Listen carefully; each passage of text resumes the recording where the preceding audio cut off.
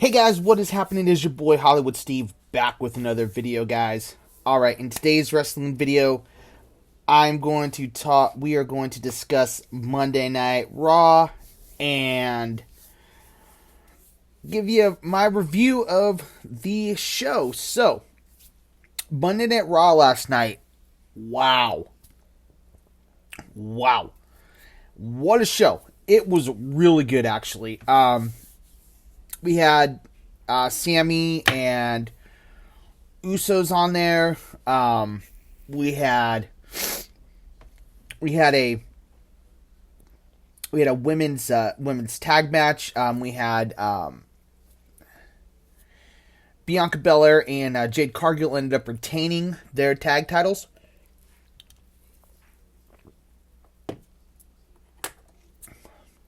We also had a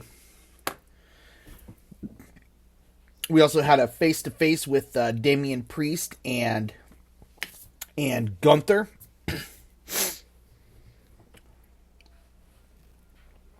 Backstage, we got Judgment Day talking about what's going to happen with Damian Priest and how Liv and Raquel are going to take care of Bianca Belair and Jade Cargill.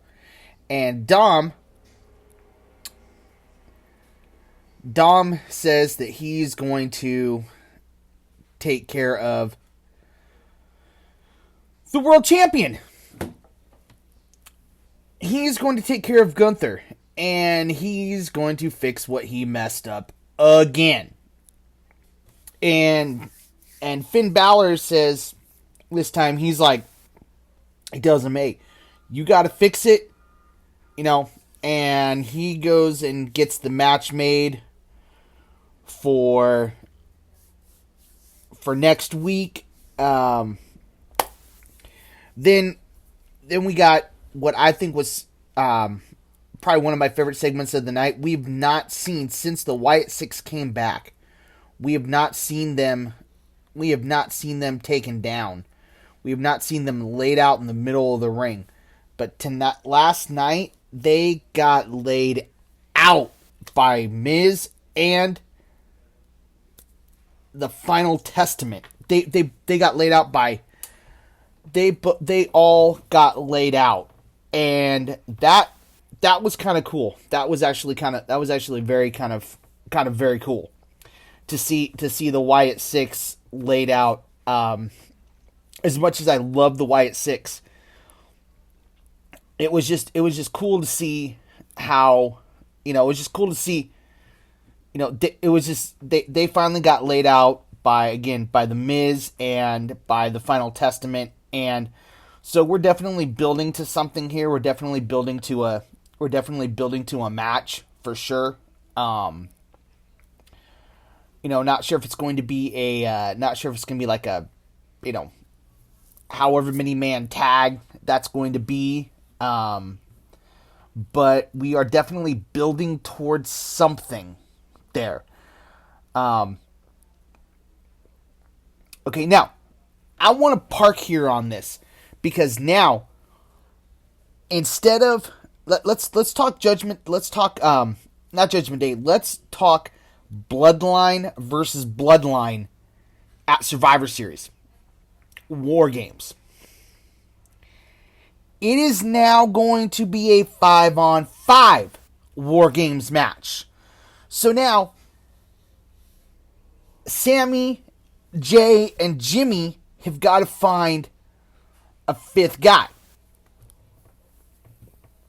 And last night you saw on Raw, everybody they went to, no. Sammy goes to Seth and says, hey, Seth, if anybody's got, any beef with Roman, any disdain for Roman, it's you. I mean, not Roman, but if anybody knows Roman like, nobody knows Roman like you do. And I know you guys have had your disagreements in the past, but can you put those aside for one night to just tag with us and be our fifth guy? Because I think you're our fifth guy. And Seth says, Sammy, I can't believe that you're falling for it again. How Roman is using you, he's manipulating. I can't believe you're falling for that again. And he said, I appreciate the offer, but my answer is no. So that leads me to believe that we are probably more than likely going to get Hikuleo's debut here at Survivor Series. Or if not sooner.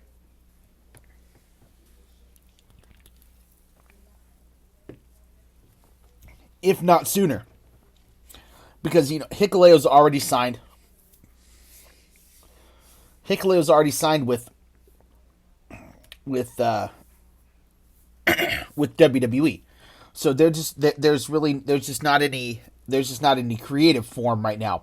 But there being 5 guys in the War Games match instead of 4,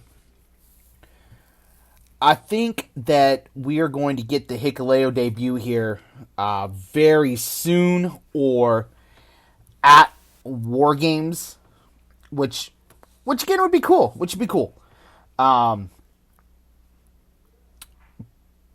But also too, Alex on Hawaii is also a new signee to the WWE, or a new old signee, if you want to call it that. He's been in the WWE before, so could he be the 5th guy? Or could it be Zila Fatu, Umaga's son? Could it be him? I mean, the bloodline the bloodline runs so deep that it's nuts. So, I personally think that it's going to be Hikuleo, because Hikuleo is kind of already been waiting in the wings. He's they haven't debuted him yet. He's the one that's been signed the longest by the WWE. So I think that it's going to be Hikuleo. Frankly, in my honest opinion, I think it's going to be Hikuleo who's going to be the 5th guy for Roman's Judgment Day, for the OG Bloodline. I think it's going to be 5 guys, because you've already got Solo, Tama Tonga, Tonga Loa, and Jacob Fatu. Well, you've got 4. So who could that 5th guy be for them? Who could that 5th guy be for them? Could it be Zila? Could it also be Hikuleo? The adopted brother of Tama Tonga and Tonga Loa? Or could it be Zila Fatu, Umaga's son? Could it be Alex on Hawaii? I mean, could it be... I mean, there's so much history there in the bloodline. There's so much... Not so much history, but there is so much depth there in the bloodline. And as far as the Hawaii family goes, there is so much rich depth there. And it'll be interesting to see what they do. It's going to be interesting to see who the 5 guys are going, who those 5th members are going to be in the War Games match. War Games is starting to shape up. That match is starting to kind of come together. We got an announcement that Elimination Chamber is going to be in Toronto at the Rogers Center. So Elimination Chamber next year is going to be before WrestleMania. Obviously, before WrestleMania, it's going to be at the Rogers Center in Toronto. So there'll be 2 PLEs in Toronto, which is going to be cool. So there'll be Survivor Series War Games, and there'll also be Elimination Chamber. So that's going to be cool. That'll be cool. So as far as Monday Night Raw goes, Monday Night Raw, it was a decent episode. The women's tag title match actually ended Raw last night. And like I said, ended up with Bianca Belair and Jade Cargill picking up the victory, picking up the win there. As you probably figured, we probably figured that they were going to pick up the win. So all in all, I mean, it was an okay. It was a pretty okay episode. It was a quick 2 hours. I love Raw being 2 hours. I like that because it goes by faster and it's a lot easier watch. For me, Raw being 2 hours, it's a heck of a lot easier watch. But I didn't mind it being 3. I wouldn't hate it if it went back to 3. But I just feel that there's more of a rhythm to it. There's more it's more smooth, if you will. The 2 hours, that 2 hour block, they it seems like they can fit just enough in, and it goes by really quick. But yeah, so we are a few weeks away. We are a few weeks away from Survivor Series War Games. So that is going to be good, especially that War Games match is going to be amazing. Going to be incredible. But yeah, guys, so all around I thought Raw was quite good. There was a lot of seemed that little stories got furthered. We had more dissension in the New Day, another New Day loss. Oh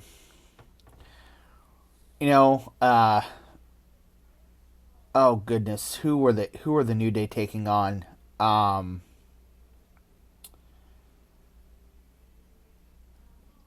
Oh man. I am blanking on who the New Day was taking on. But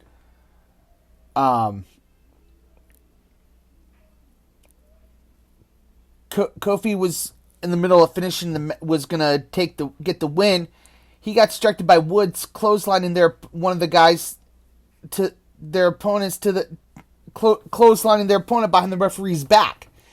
And so Woods is doing these little tactics, these little things during matches that Kofi's not really approving of. And that these are like, hey, these are heel tactics. What are you doing? And Woods, they were arguing back and forth after the match. Woods, you got to focus on the match. Don't worry about me. You should have been focused on picking up the win and picking up the W. And we need to get back to who we, being the dominant, one of the dominant tag teams in the WWE. We need to get back to being the New Day. This is who we are. This is not who we are. And so Woods is doing these little things to cause a little dissension there in the New Day. And I think that we're going to get, like I said, I think that we are going to get a Xavier Woods heel turn. We are leading up to that heel turn, and I would not be surprised if it happened at or on the anniversary, New Day's 10-year anniversary. I would not be surprised if it happened then. But then again, I could be totally wrong, but I would not be shocked if it happened then, if they decided to pull the trigger then. They've just been kind of doing little things here and there, kind of teasing us, giving you little hints of tension, of dissension in the New Day, and especially with Xavier Woods. So we will have to see what happens there, guys. But yeah, that is kind of my review of Monday Night Raw, my thoughts, what I thought about it. Again, I thought it was a really good episode of Raw. It was a decent episode. There was storyline seemed to be furthered, and it looks like we're building. We got Seth Rollins next week. Seth versus Bronson Reed again. We're gonna run it back. And I pray for Seth Rollins' health and safety, because Bronson Reed is just an absolute monster. He is an absolute beast. So I know that's going to be a really good match. So next week on Raw is going to be good as well. So we're kind of starting to set things in motion for Survivor Series. Things are starting to kind of play out as far as storylines are starting to be furthered. We're starting to kind of just build toward War Games. The 5-on-5 War Games match is getting, Survivor Series War Games match is starting to come together. So that in itself is going to be really interesting. That is going to be compelling television. That is going to be compelling TV. All right, guys, this is your boy Hollywood Steve signing off on this one. Make sure you guys like, share, subscribe, all that good stuff. Tell your friends, tell your mom, tell your brother, tell your sister about the Hollywood Steve Wrestling Podcast right here on the YouTube, guys. Don't forget, guys, to leave a comment in the comment section down below. Let me know how much you guys are looking forward to War Games and who you guys think the OG Bloodline's 5th member is going to be. Let me know in the comments down below. I will catch you guys in the next one. Thanks for watching. Remember, when you're Hollywood Steve, life is just too sweet.